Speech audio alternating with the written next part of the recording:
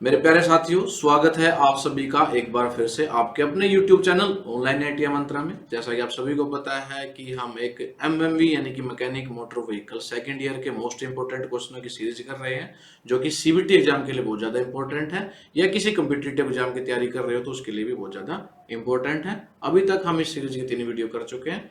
आज हमारी ये वीडियो नंबर 4 है, तो जिसने पहले वाली वीडियो नहीं देखी वो वीडियो भी जरूर देख ले प्लेलिस्ट में जाकर। सभी क्वेश्चनों को हम हिंदी और इंग्लिश दोनों लैंग्वेज में करते हैं और हम जो क्वेश्चन थोड़े मुश्किल लगते हैं, हमें ज़रूरत महसूस होती है, तो वहां पर हम उदाहरण लेकर या एक्स्ट्रा फिगर डायग्राम लेकर हम आपको बहुत ही सरल भाषा में सारे क्वेश्चनों को समझाते हैं, ताकि आप क्वेश्चनों को रटो ना, बल्कि आपके माइंड में फिट हो जाए, हमेशा के लिए याद हो जाए कि ये क्वेश्चन का आंसर यही क्यों होगा। तो बहुत अच्छे तरीके से हम समझाने की कोशिश करते हैं। तो जो बच्चा पहली बार चैनल पे आया, चैनल को सब्सक्राइब कर ले, बेल आइकन को हिट करके नोटिफिकेशन ऑन कर ले, और अगर आपको वीडियो पसंद आती है वीडियो को लाइक जरूर कर दिया करो। आपका लाइक हमारी मेहनत का रिवार्ड होता है, इनाम होता है। और अपने दूसरे साथियों के साथ जिनको इन वीडियोज की जरूरत है, उनके साथ भी इन वीडियो को जरूर से जरूर शेयर कर दे। अब बिना वक्त गवाए शुरू करते हैं हमारी आज की वीडियो क्विज के क्वेश्चन से, और ये क्विज का क्वेश्चन हम लेते हैं पिछली वीडियो से। तो बहुत सारे साथी हैं जो कमेंट करके क्विज का आंसर जरूर से जरूर देते हैं, तो मैं सभी बच्चों से उम्मीद रखता हूं, जो बच्चे इंटेलिजेंट हैं स्पेशली, जिनको पिछली वीडियो अच्छे से समझ में आई है, इन क्वेश्चनों का जवाब जरूर से जरूर कमेंट बॉक्स में दिया करो। क्विज का क्वेश्चन इस प्रकार है, which type of gear teeth are straight and parallel to the gear box. कौन से प्रकार के गियर दांत सीधे और गियर दूरी के समानांतर होते हैं। ये क्वेश्चन पिछली वीडियो में बहुत अच्छे से मैंने समझाया था कि कौन से गियर में जो टिथ होते हैं वो स्ट्रेट भी होते हैं, और गियर एक्सिस कह सकते हैं या शाफ्ट की एक्सिस कह सकते हैं, उसके पैरेलल भी होते हैं। ऑप्शन आपके पास है स्पर गियर, बी है हेलिकल गियर, सी है वोम गियर, और डी है हमारा बेवल गियर। तो इस क्वेश्चन का आंसर क्या होगा, इन 4 ऑप्शन में से कमेंट करके जरूर बताएं। करते हैं शुरू आज की वीडियो का। Next question 46, which is the noise free clutch. कौन सी शोर मुक्त क्लच है, यानी कि अलग अलग टाइप की क्लच आपने देखी थी, तो उन क्लच में नॉइस फ्री यानी कि जिसमें कोई आवाज नहीं होती, वो कौन सी होती है। ऑप्शन आपके पास है सिंगल प्लेट क्लच, बी है डायाफ्राम स्प्रिंग टाइप क्लच, सी है मल्टीप्लेट क्लच, और डी है डॉग क्लच। ये चारों तरह की क्लच के डायग्राम आप देख चुके हैं पिछले जो वीडियोज हैं उनमें। तो यहां पूछा गया नॉइस फ्री। वैसे अगर सही मायने में देखा जाए तो बिल्कुल नॉइस फ्री तो कोई सी भी क्लच नहीं होती है, लेकिन जो डायाफ्राम स्प्रिंग टाइप क्लच होती है ये बहुत कम नॉइस यानी कि नेग्लिजिबल नॉइस होती है इसमें, तो इसको हम नॉइस लेस कह सकते हैं भाई। ये नॉइस लेस क्लच होती है डायाफ्राम स्प्रिंग टाइप क्लच, क्योंकि इसमें कोई मूविंग पार्ट नहीं होता, लीवर नहीं होता। इसमें जो स्प्रिंग है वो डायाफ्राम स्प्रिंग होता है, यानी कि हेलिकल टाइप स्प्रिंग इसमें यूज नहीं होता, और मूविंग पार्ट ना होने की वजह से ये बिल्कुल नॉइस लेस ऑपरेशन होता है। तो इस क्वेश्चन का आंसर क्या हो जाएगा हमारा, बी हो जाएगा, बी पर टिक। नेक्स्ट क्वेश्चन हमारा 47, what is the advantage of the dog clutch. Dog clutch का क्या लाभ है। ऑप्शन आपके पास है नो पॉसिबिलिटी ऑफ स्लिप, फिसलने की कोई संभावना नहीं है। बी ऑप्शन है मोर फ्रिक्शनल एरिया, इसमें अधिक घर्षण क्षेत्र होता है। C option less pedal force to operate करने में हमें फोर्स कम लगानी पड़ती है। डी ऑप्शन है इजी मेंटेनेंस एंड रिपेयर, आसान रख रखाव और मरम्मत। देखो आपको समझाने के लिए मैंने एक फिगर ली है, ये होती है डॉग क्लच भाई। ये जो पहले पिक्चर है इसमें आप देख सकते हो, ये डॉग क्लच में टिथ है ऐसे हुए, ये टिथ है और ये इधर भी टिथ है। तो अभी ये जो पोजीशन है डिसंगेज है, यानी कि दूर दूर है दोनों क्लच। जब आप इसको अंगेज कर दोगे एक दूसरे में फिट ऐसे हो जाएंगे भाई। ये जो टूथ थे वो एक दूसरे में क्या हो गए, फिट हो गए। इन टूथ की वजह से ही जो टूथ है इनको डॉग क्लच कहा जाता है। तो इनको टूथ कह सकते हैं हम या डॉग कह सकते हैं, तो इसी की वजह से इसको डॉग क्लच कहा जाता है। तो आप देख सकते हो जब अंगेज होता है तो एक दूसरे में कैसे फिट हो चुकी है। तो ऐसे फिट होने की वजह से ये शाफ्ट रोटेट करेंगी तो इनके बीच में कोई भी स्लिपेज हो नहीं सकता, ये स्लिप नहीं करेंगी। तो इसका आंसर भी यही हो जाएगा, नो पॉसिबिलिटी ऑफ स्लिप, फिसलने की कोई संभावना नहीं है। जब एक दूसरे में फिट इस प्रकार से हो जाती है तो ये फिसल नहीं सकती। तो यही इसका एडवांटेज भी है डॉग क्लच का, नो पॉसिबिलिटी ऑफ स्लिप, फिसलने की कोई संभावना नहीं। तो इस क्वेश्चन का आंसर क्या हो जाएगा, ए हो जाएगा, ए पर टिक करेंगे। नेक्स्ट क्वेश्चन है 48, विच type of clutch provide more frictional area and simple in the construction. कौन सी क्लच अधिक घर्षण क्षेत्र प्रदान करती है और निर्माण में भी सरल है, बनाने में भी आसान है। ऑप्शन आपके पास वही है, डायाफ्राम, स्प्रिंग टाइप क्लच, कोन क्लच, डॉग क्लच और मल्टीप्लेट क्लच। तो जो कोन क्लच होती है भाई, इस क्वेश्चन का आंसर ये है कोन क्लच, बी पे टिक करें। जो कोन क्लच है समझाने के लिए मैंने आपको डायग्राम भी दिया गया, बताया था कोन क्लच में जो शेप होती है हमारी क्लच प्लेट की वो ऐसे कोन की शेप में होती है। तो इस वजह से देखो आप यहाँ देख भी सकते हो, ये फ्रिक्शन लाइनिंग है, ये जो है ये फ्रिक्शन लाइनिंग है और ये शेप इसकी कैसी है, कोण के टाइप की। इसको बोलते हैं फीमेल ड्रम और इधर वाले पार्ट को बोलते हैं मेल ड्रम, एक दूसरे से एंगेज हो जाए। तो ये जो एरिया है इसमें ज्यादा प्रोवाइड किया जाता है, जो फ्रिक्शनल एरिया है जहां पर लाइनिंग ज्यादा होती है, तो कोण क्लच में ये ज्यादा होता है फ्लैट की बजाय, और बनाने में भी ये आसान होती है, कंस्ट्रक्शन में भी ये सिंपल होती है। तो इस क्वेश्चन का आंसर क्या हो जाएगा, कोण क्लच, बी पर हम टिक करेंगे, याद रखना है। नेक्स्ट क्वेश्चन हमारा 49, what is the advantage of using single plate hydraulic clutch. जो सिंगल प्लेट हाइड्रोलिक क्लच है उसको यूज करने का क्या लाभ है, क्या फायदा है। ऑप्शन आपके पास है, minimise the force to operate the clutch, clutch को संचालित करने में हमें बल कम लगाना पड़ता है। बी है, इफेक्टिव फ्रिक्शनल फोर्स ऑब्टेन्ड, प्रभावी घर्षण बल प्राप्त होता है। सी है, reduce the wear on the clutch plate, clutch plate का वियर कम होता है, घिसाव कम होता है। डी है, इजी रिपेयर एंड मेंटेनेंस, आसान मरम्मत और रख रखाव होता है। तो जो सिंगल प्लेट हाइड्रोलिक क्लच हमने बताया था उसमें क्या करते हैं, हम केवल एक ही प्लेट, सिंगल प्लेट का प्रयोग करते हैं। क्लच प्लेट इसमें क्या होती है, एक ही होती है, ऐसे सामने इसके प्रेशर प्लेट होती है। तो एक प्लेट होने की वजह से जो इसको ऑपरेट करने में जो फोर्स लगानी पड़ती है वो क्या लगानी पड़ती है, कम लगानी पड़ती है। तो इसका जो एडवांटेज है वो यही है, minimise the force to operate the clutch, clutch को ऑपरेट करने में, संचालित करने में हमें जो फोर्स लगानी पड़ती है उसको प्रेस करने में, क्लच के जो पैडल आपने देखा होगा गाड़ियों में, उस पैडल को प्रेस करने में हमें कम फोर्स लगानी पड़ती है और इसको आसानी से ऑपरेट किया जा सकता है। तो ये सिंगल प्लेट हाइड्रोलिक क्लच का फायदा होता है। इस क्वेश्चन के लिए हम टिक करेंगे ए पर। नेक्स्ट क्वेश्चन हमारा 50, what is the name of the part marked as x in the clutch plate, clutch plate में एक्स के रूप में चिन्हित भाग का नाम बताओ। ये डायग्राम आपको दिया गया है भाई क्वेश्चन में और ये पूछा गया है ये जो है ये क्या है, इसका नाम आपने बताना है। आपको समझाने के लिए मैंने डायग्राम लिया है क्योंकि इसमें साफ दिखाई भी नहीं दे रहा। देखो क्लच प्लेट एक्चुअल में ऐसे दिखती है, तो ये जो बीच में है स्प्रिंग टाइप के, इसका नाम आपने बताना है। दिख रहे हो ना ऐसे ये सर्कुलर टाइप के। ऑप्शन आपके पास है डैम्पर स्प्रिंग, बी है क्लच लाइनिंग, सी है टॉर्क प्लेट और डी है रिवेट्स। देखो तो ये स्प्रिंग है तो इसको हम बोलते हैं डैम्पर स्प्रिंग भाई। इस क्वेश्चन का आंसर क्या हो जाएगा हमारा, ये हो जाएगा। ए पर टिक करेंगे। इनका काम क्या होता है स्प्रिंग का, जब हमारी जो क्लच प्लेट है एंगेज और डिसएंगेज होती है तो उस दौरान इसमें कोई वाइब्रेशन ना हो, कोई झटका ना लगे, तो झटके को एब्जॉर्ब करने के लिए, उन वाइब्रेशन को एब्जॉर्ब करने के लिए डैम्पर स्प्रिंग का यूज किया जाता है क्लच में। तो ये हमारा क्या है, डैम्पर स्प्रिंग। ये जो यहाँ पर लगे हुए हैं छोटे छोटे, ये है रिविट, तो रिविट इसका आंसर नहीं हो सकता था। टॉर्क प्लेट ये पीछे है, ये भी आंसर नहीं था। क्लच लाइनिंग उसके ऊपर होती है, यहाँ पर इसके ऊपर प्रोवाइड की जाती है, तो ये क्लच लाइनिंग भी इसका आंसर नहीं था। तो ये जो पार्ट है ये क्या कहलाता है, डैम्पर स्प्रिंग कहलाता है। और ये हमारे टॉर्जनल वाइब्रेशन को और जो शॉक होते हैं, झटके होते हैं जब एंगेज करते हैं क्लच को और डिसएंगेज करते हैं, उनको कम करती है, रिड्यूस कर देती है। नेक्स्ट क्वेश्चन है 51, what is the name of the part marked as x in the single plate clutch. जो सिंगल प्लेट क्लच का जो डायग्राम दिया गया है, ये एक्स जिसको मार्क कर रखा है, आपने बताना इस पार्ट का नाम क्या है। ऑप्शन आपके पास है क्लच प्लेट हब, बी है गियर बॉक्स ड्राइव शाफ्ट, सी है फ्लाई व्हील, डी है हमारी pressure plate.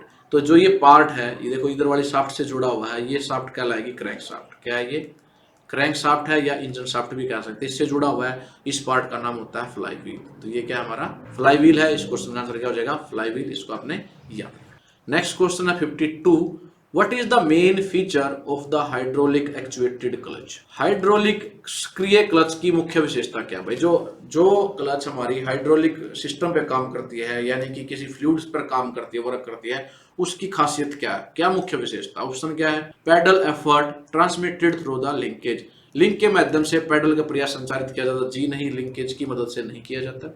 Pedal effort transmitted through the spring, spring की मदद से भी जो एफर्ट है, जो फोर्स है, वो ट्रांसमिट नहीं की जाती।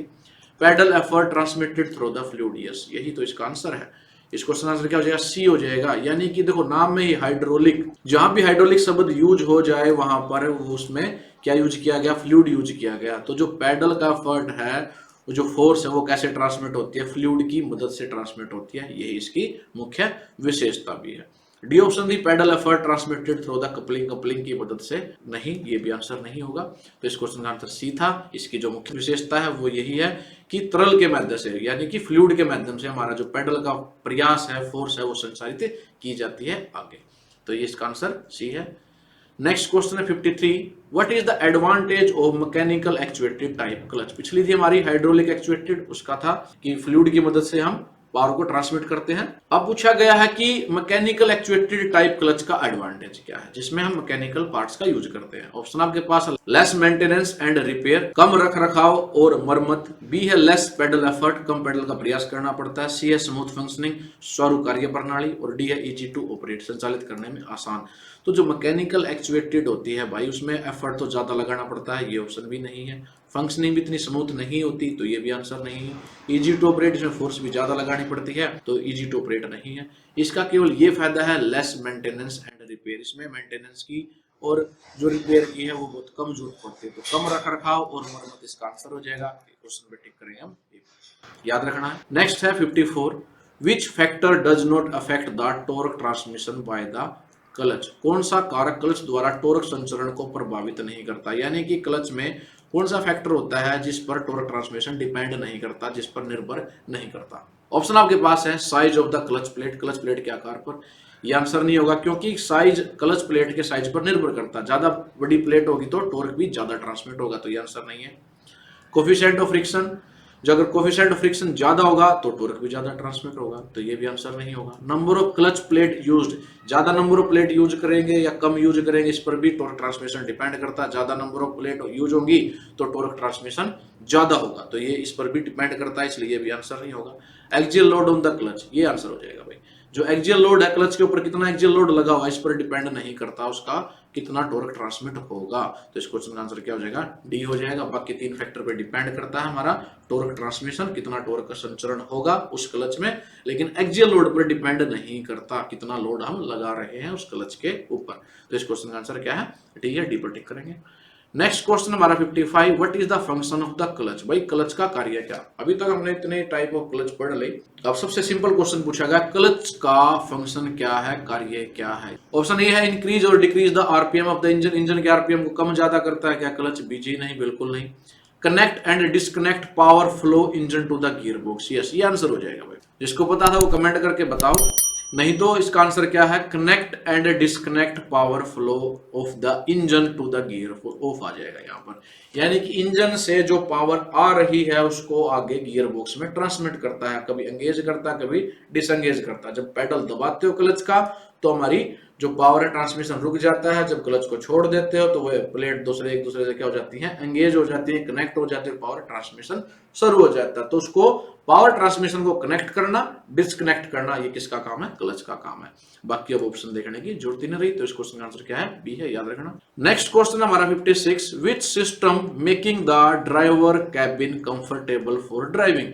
ड्राइविंग के लिए ड्राइव कैबिन को आरामदायक बनाने के लिए कौन सा सिस्टम यूज किया जाता है, यानी कि जो कैबिन होता है जहां पर ड्राइवर बैठता है उसको कंफर्टेबल बनाने के लिए कौन से सिस्टम का प्रयोग किया जाता है। ऑप्शन आपके पास है, ए ऑप्शन है HVAC सिस्टम, बी है स्टार्टिंग सिस्टम, सी है स्टीयरिंग सिस्टम और डी है चार्जिंग सिस्टम। तो देखो सभी क्या देखते हैं। स्टार्टिंग सिस्टम, व्हीकल को स्टार्ट करने के लिए यूज किया जाता है, कंफर्टेबल से इसका कोई संबंध नहीं है।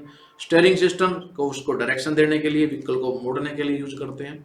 चार्जिंग, बैटरी की चार्जिंग के लिए हम यूज करते हैं सिस्टम को। तो तीनों ही ऑप्शन गलत हो जाती हैं, तो एक ही ऑप्शन बचती है वैसे भी, HAVC सिस्टम। इस क्वेश्चन का आंसर क्या हो जाएगा, ए हो जाएगा। अब इसको समझ लेते हैं कि क्या होता है। यहाँ मैंने लिखा भी हुआ है, HVAC सिस्टम का मतलब क्या होता है, heating, ventilation and air conditioning, यानी कि वो सिस्टम जो कैबिन में टेम्परेचर को, तापमान को नियंत्रित करता है, ह्यूमिडिटी को नियंत्रित करता है और एयर फ्लो को, कैबिन के अंदर कितना एयर फ्लो देना है, कितनी ह्यूमिडिटी रखनी, कितना टेम्परेचर रखना, यानी कि जो पैसेंजर बैठा है, ड्राइवर बैठा है, उसको क्या करना, कंफर्ट करना। यानी कि जो गाड़ी की एसी होता है, एसी सिस्टम को हम कह सकते हैं HVAC।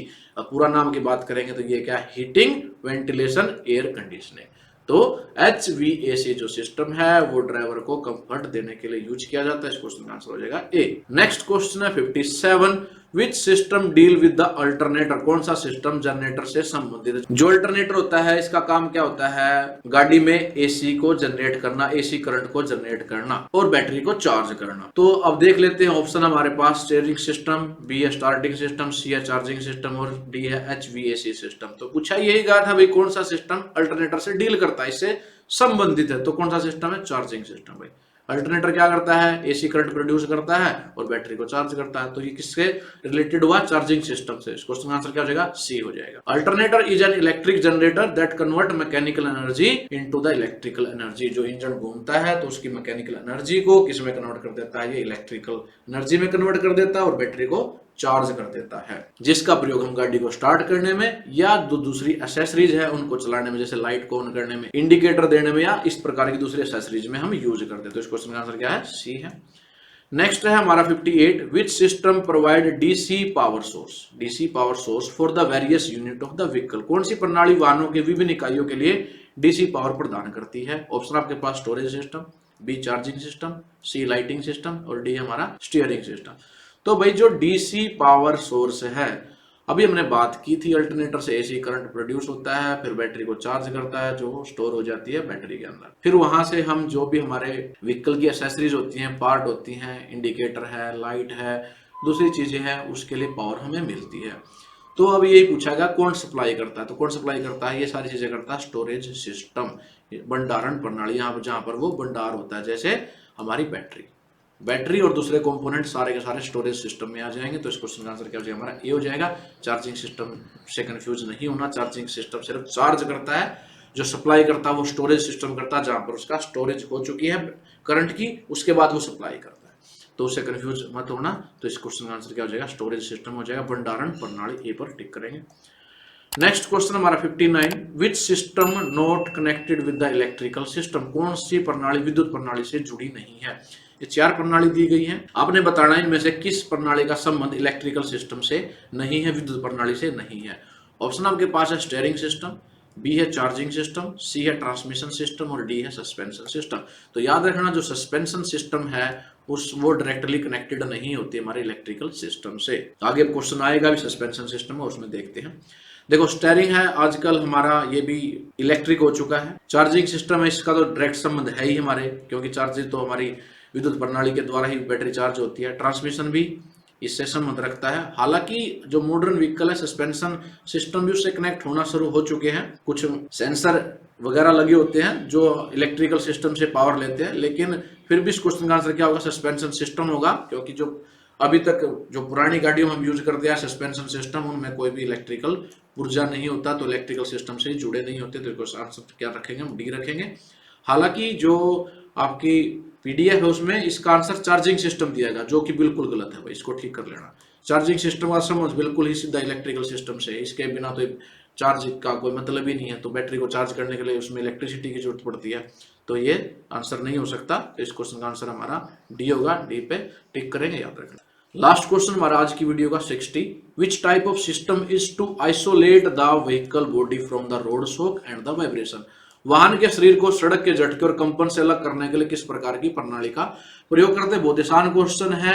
देखो अगर हमारे व्हीकल में ये सिस्टम ना हो, कौन सा, सस्पेंशन सिस्टम ना हो, तो जब गड्ढे आते हैं तो जो झटके होते हैं वो सारे के सारे हमारी कार की बॉडी में, हमारे व्हीकल की बॉडी में ट्रांसमिट हो जाएंगे। और जो अंदर बैठे होंगे, सवारियां बैठे होंगे, पैसेंजर बैठा होगा, ड्राइवर बैठा होगा, उसको बहुत जोर के झटके लगेंगे। तो उन झटकों को, यही तो पूछा गया, रोड के जो झटके हैं, जो वाइब्रेशन है, उनको दूर कर देता है, आइसोलेट कर देता है, अलग कर देता है, वो कौन सा सिस्टम है, तो वो कौन सा है, सस्पेंशन सिस्टम है। इसको आपने याद रखना है। ये बहुत आसान क्वेश्चन था, आपको पता भी होगा, बी। और सस्पेंशन सिस्टम ऐसे दिखता है, सस्पेंशन सिस्टम में जैसे कि हमारा स्प्रिंग है, डैम्पर है, बॉल ज्वाइंट है, ये इस तरह के जो पूरे इनको मिलाकर क्या बनता है कि पूरा सस्पेंशन सिस्टम बनता है। और यही क्वेश्चन का आंसर है। और आप देख सकते हो ये सस्पेंशन सिस्टम है, इसका इलेक्ट्रिकल सिस्टम से कोई संबंध नहीं होता, इसमें ऐसा कोई पुर्जा नहीं होता जो बिजली से चलता है या जिसमें इलेक्ट्रिसिटी की जरूरत पड़े। तो पिछला जो क्वेश्चन था उसमें ये, इसलिए आंसर हमने सस्पेंशन सिस्टम कर दिया था। तो इस क्वेश्चन 60 क्वेश्चन के लिए तो जो हमें झटकों से बचाता है वो होता हमारा सस्पेंशन सिस्टम। तो मेरे प्यारे साथियों, ये थे हमारी आज के वीडियो के नेक्स्ट 15 इंपॉर्टेंट क्वेश्चन। उम्मीद करता हूं कि आपको वीडियो के सारे क्वेश्चन अच्छे से समझ में आए होंगे। अगर वीडियो अच्छी लगी है, क्वेश्चन समझ में आए, तो वीडियो को लाइक जरूर कर दें। आपका लाइक हमारे मेहनत का इनाम है, रिवार्ड है। तो लाइक करने में कंजूसी ना करें और ज्यादा से ज्यादा इन वीडियोज को अपने साथियों के साथ शेयर भी कर दिया करो, ताकि उनको भी फायदा मिल सके। तो धन्यवाद आप सभी का वीडियो देखने के लिए। जल्द ही मिलेंगे अपनी नेक्स्ट वीडियो में नेक्स्ट इंपॉर्टेंट क्वेश्चनों के साथ। तब तक के लिए जय हिंद, जय भारत।